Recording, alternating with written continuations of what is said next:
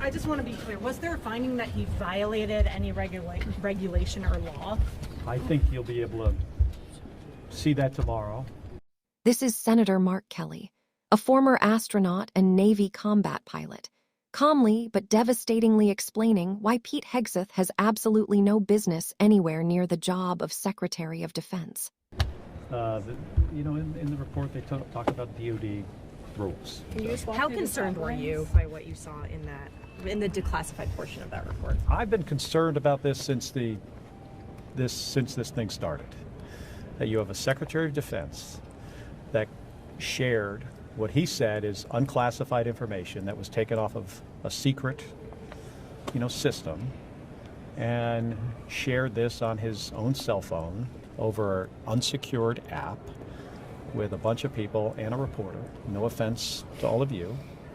That put those pilots flying those strikes at risk. If I was one of those guys flying off the aircraft carrier and in the 1990s, and I found out Dick Cheney, the Secretary of Defense, was sharing information about launch time and payload and, generally where I was going, I'd have been really upset, because you do not ever expect that from your leadership.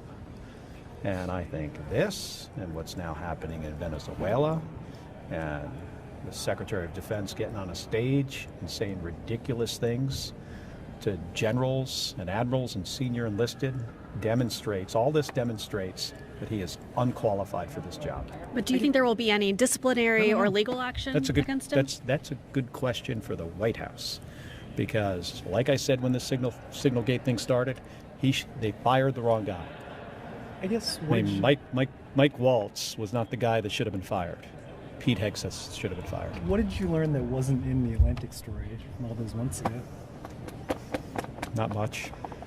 Yeah. The finding was that the information should have been classified, correct? I don't think that matters. I don't think that matters at all. I mean, what matters is were people at risk? Should a Secretary of Defense been using his personal cell phone with Signal? I think every one of you could answer that question. What are you hoping to hear from Admiral Bradley tomorrow? Well, I'm not going to hear from him. Okay. Well, what are you hoping he will tell the leaders of these committees?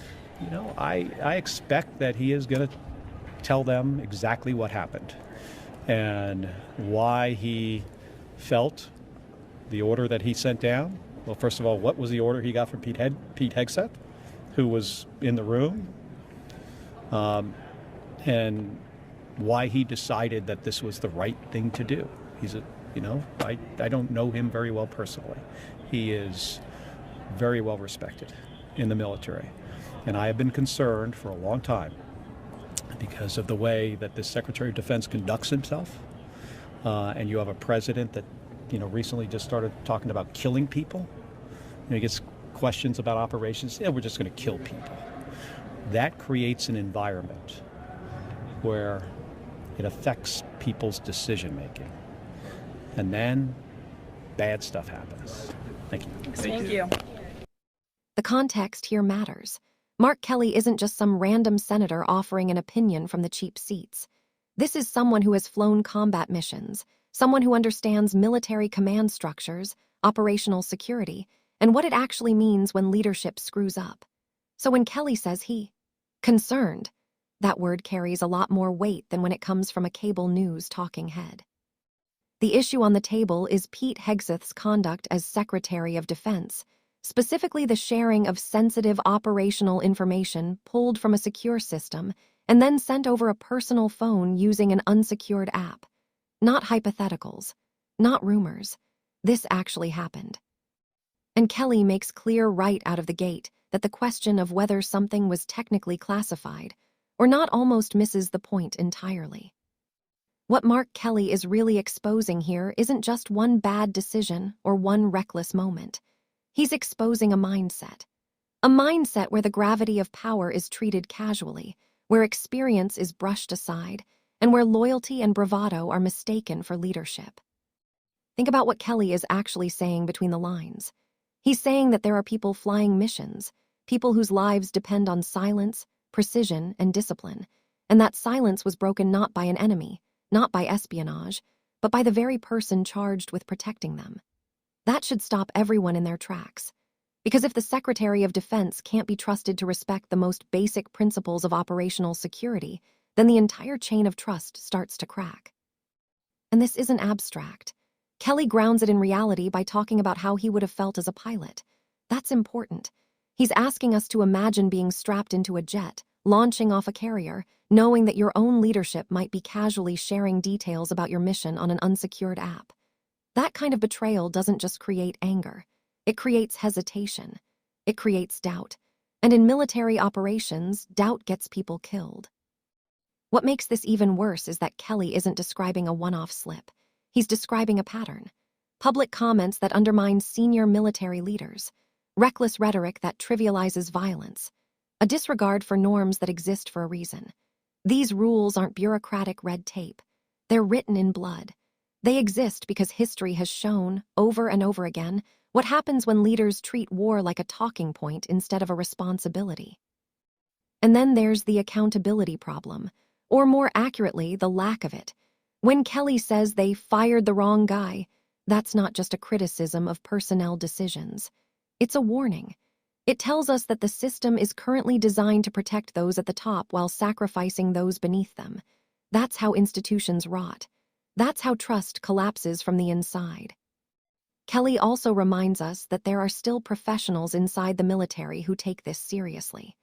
Admirals, generals, senior enlisted leaders who understand the stakes and who are trying to do their jobs in an environment made more dangerous by careless leadership. His respect for them is obvious, and that contrast only makes Hegseth's behavior look more irresponsible.